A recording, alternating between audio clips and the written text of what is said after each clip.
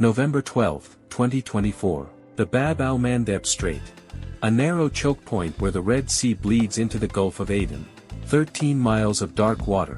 $1 trillion in global trade passes through here every year. Tonight, it would become a killing zone. Two American destroyers, USS Stockdale and USS Spruance, cut through the black waters, heading south. Escorting them, the littoral combat ship USS Indianapolis. They knew what was waiting. For 15 months, Yemen's Houthi rebels had turned these waters into a war zone. Over 140 attacks on merchant vessels. 170 on U.S. Navy ships, but nothing could prepare them for what was about to unfold. This is the story of the night the Houthis launched their most coordinated assault on American forces. And the crew that refused to go down. Vice Admiral Brad Cooper stood on the bridge of the USS Stockdale, a 509-foot Arleigh Burke-class guided missile destroyer bristling with weapons, sensors, and over 300 sailors ready for combat. The atmosphere was tense, confident, but not arrogant. Focused, but laced with anxiety. They were transiting the Bab al-Mandeb Strait, the Gate of Grief, as the locals call it. For good reason. This wasn't just any waterway. It was the Houthis' hunting ground. For over a year, the Iranian-backed militia had transformed the Red Sea into a theater of asymmetric warfare.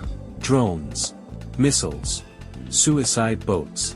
All launched with one purpose: to cripple shipping, to terrorize vessels, and to strike American warships.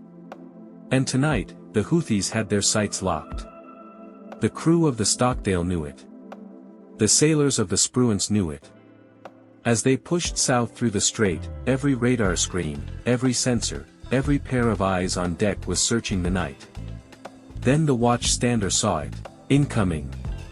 The first missile tore through the sky. Then the second. The third. The fourth. In seconds, the Houthis had unleashed hell, a sophisticated, coordinated assault designed to overwhelm the destroyer's defenses. At least 8 attack drones. 5 anti-ship ballistic missiles. 3 anti-ship cruise missiles. 16 projectiles. All aimed at 2 American warships. This wasn't a probe. This wasn't harassment. This was an ambush. On the bridge of the Stockdale, Vice Admiral Cooper watched as the crew moved with surgical precision. The first missile, trajectory analysis showed it heading off course. They let it pass. But the remaining 3 were problems. A kill order was given. The Stockdale's vertical launch system roared to life. An SM-6 interceptor screamed from its cell, climbing into the night at Mach 3.5. 5,000 miles per hour closure speed. A bullet hitting a bullet. The SM-6 found its target. The Houthi missile disintegrated in a violent bloom of fire and shrapnel. But the debris from the collision triggered another threat.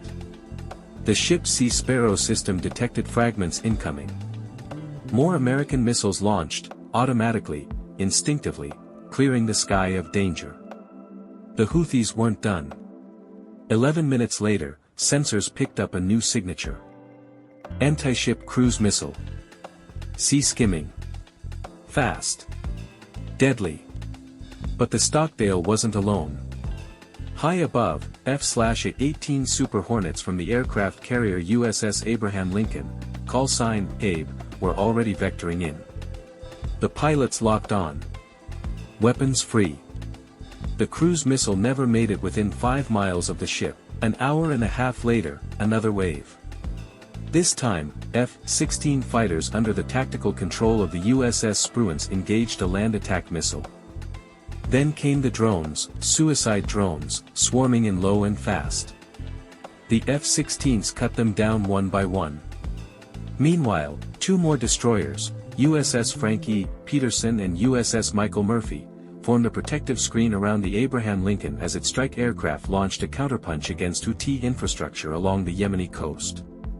But the night wasn't over. A low-flying UAV. Hugging the waves. Nearly invisible to radar. It was headed straight for the Stockdale. The watchstander clocked it, but it was a late detection. Too close. Too fast. There was no time for missiles. The crew scrambled to the ship's Mark 45 5-inch naval gun, a weapon designed for shore bombardment and surface targets, not for swatting drones out of the sky. Vice Admiral Cooper didn't think they'd hit it. But the crew was dialed in. The 5-inch gun roared. The drone exploded in mid-air. An incredible shot. A moment of brilliance under fire. The kind of moment that makes gunnery officers swell with pride. Cooper later described it as an exciting moment. But it was more than that. It was proof that the crew of the Stockdale, every sailor, every officer, was operating at the highest level of readiness and skill. And they had just survived one of the most intense Houthi assaults on U.S. forces to date. When the smoke cleared, the damage assessment came in. 0 casualties. 0 damage. 16 Houthi weapons launched. 16 Houthi weapons destroyed. The ships continued their transit south. Days later, the Pentagon confirmed the attack. Major General Pat Ryder, Pentagon Press Secretary, briefed the media. The USS Stockdale and USS Spruance were engaged by at least 8 drones, 5 anti-ship ballistic missiles, and 3 anti-ship cruise missiles.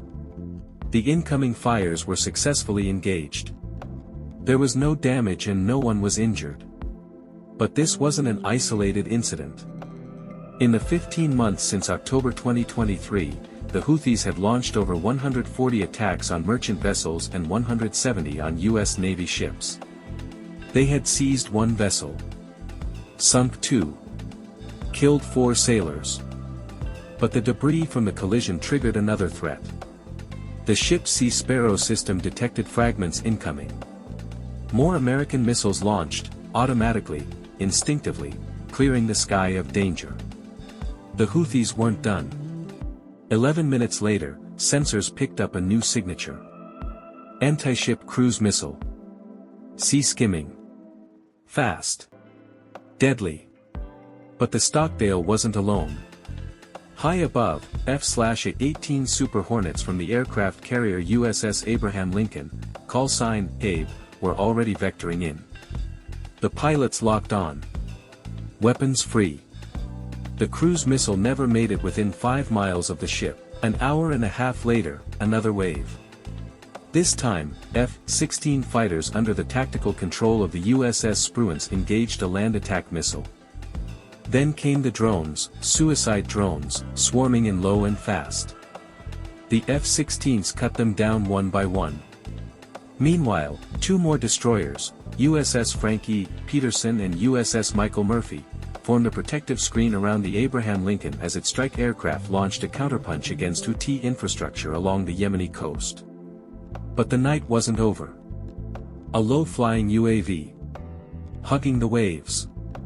Nearly invisible to radar, it was headed straight for the Stockdale. The watchstander clocked it, but it was a late detection. Too close. Too fast. There was no time for missiles. The crew scrambled to the ship's Mark 45 5-inch naval gun, a weapon designed for shore bombardment and surface targets, not for swatting drones out of the sky. Vice Admiral Cooper didn't think they'd hit it. But the crew was dialed in. The 5-inch gun roared. The drone exploded in mid-air. An incredible shot. A moment of brilliance under fire. The kind of moment that makes gunnery officers swell with pride. Cooper later described it as an exciting moment. But it was more than that. It was proof that the crew of the Stockdale, every sailor, every officer, was operating at the highest level of readiness and skill. And they had just survived one of the most intense Houthi assaults on U.S. forces to date. When the smoke cleared, the damage assessment came in. 0 casualties. 0 damage. 16 Houthi weapons launched. 16 Houthi weapons destroyed. The ships continued their transit south. Days later, the Pentagon confirmed the attack. Major General Pat Ryder, Pentagon Press Secretary, briefed the media. The USS Stockdale and USS Spruance were engaged by at least 8 drones, 5 anti-ship ballistic missiles, and 3 anti-ship cruise missiles.